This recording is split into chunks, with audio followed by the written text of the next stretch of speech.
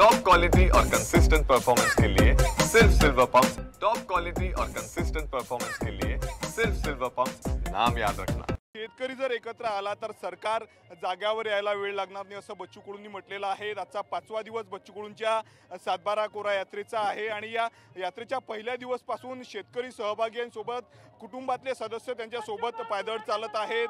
जवळपास 80 किलोमीटरचा जो आहे तो टप्पा पार या यात्रेने केलेला आहे। आपण दुसऱ्यामध्ये पुन्हा एकदा बघू शकतो संपूर्ण बच्चू कडूंचं कुटुंब त्यांच्या सोबत जे आहे ते पायदळ यात्रेमध्ये चालत आहे। बच्चू कडूंचं जे परिवार आहे, आमचा परिवार शेतकरी परिवार आहे, त्यामुळे शेतकऱ्यांच्या मागण्यासाठी आम्ही आमच्या भावाला साथ देतोय असं बच्चू कडूंच्या कुटुंबातल्या लोकांनी सांगितलेलं आहे। आणि याचा ही यात्रा जी आहे ती 14 तारखेला अंबोळा गावामध्ये जाणार आहे। कॅमेरामन साई कायावारसह मी स्वप्नील उमाप, TV9 मराठी, दिग्रज, यवतमाळ।